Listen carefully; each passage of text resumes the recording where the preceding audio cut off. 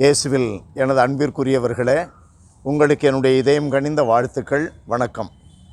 அன்பானவர்களே, இன்றைய நற்செய்தி பகுதியில் 2 சிறு பகுதிகளை பார்க்கிறோம்.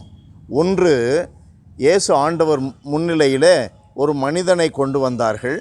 அந்த மனிதன் பேச்சற்றவன், பேய் பிடித்தவன். ஆண்டவர் அவன் மீது இரக்கம் காட்டினார், அவனை குணப்படுத்தினார். 2வது பகுதி, சிற்றூர்கள் நகரங்கள் தோறும் இயேசு சென்று நற்செய்தியை போதித்தார், நோயாளிகளை குணப்படுத்தினார், நோயாளிகள் மீது மனம் இறங்கினார், மக்கள் மீது மனம் இறங்கினார்.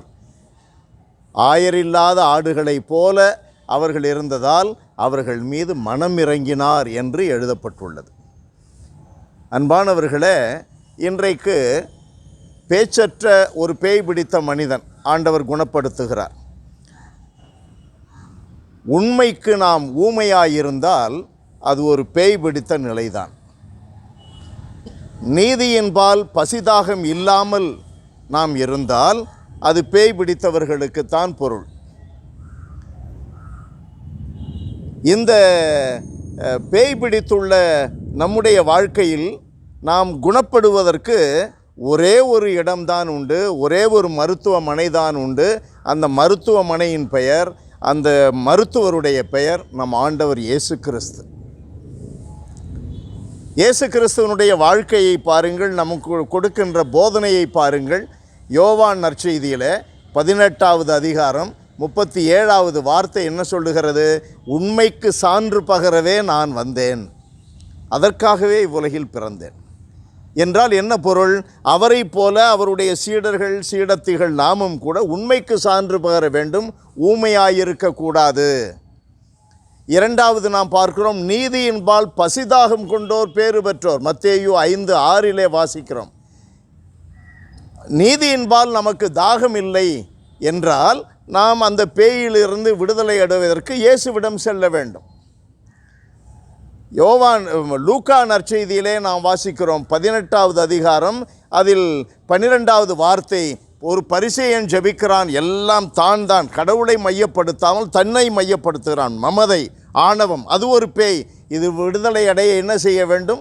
இயேசுவிடம் செல்ல வேண்டும், இயேசுவிடம் செல்ல வேண்டும். அவர் இயேசுவிடம் அந்த மனிதனை கொண்டு வந்தார்கள், அவனை குணப்படுத்தினார். இந்த இயேசு ஆண்டவர் மனதுருக்கம் கொண்டுள்ள ஆண்டவர்.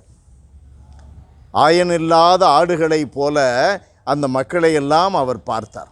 நம்மையெல்லாம் அவர் எப்படி பார்க்கிறார்? நம்முடைய பாவங்கள், குற்றங்கள், பலவீனங்கள் அவைகளை பார்த்து கொண்டிருப்பதில்லை.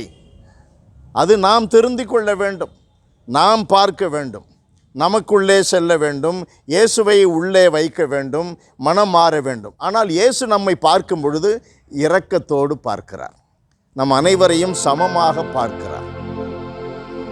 அன்பான எங்கள் தகப்பனே, பேர் இரக்கம் நிறைந்த எங்கள் கடவுளே, உம்மை துதித்து போற்றுகிறோம், தாழ்மையோடு ஆராதிக்கிறோம்.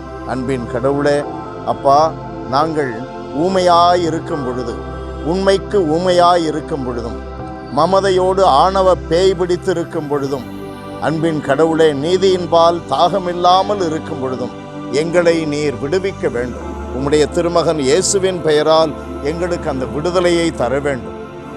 அன்பின் தகப்பனே, ஆயனில்லாத ஆடுகளைப் போல எங்கள் மத்தியிலே நோயாளிகள், ஊனமுற்றவர்கள், அவதிக்குள்ளானோர், அநீதியால் அழுத்தப்பட்டவர்கள், வறுமை, கடன் தொல்லை, எத்தனை விதமான அழுத்தங்கள் மத்தியிலே இருக்கிற எங்களை நீர் தயவோடு கண்ணோக்கி பாரும்.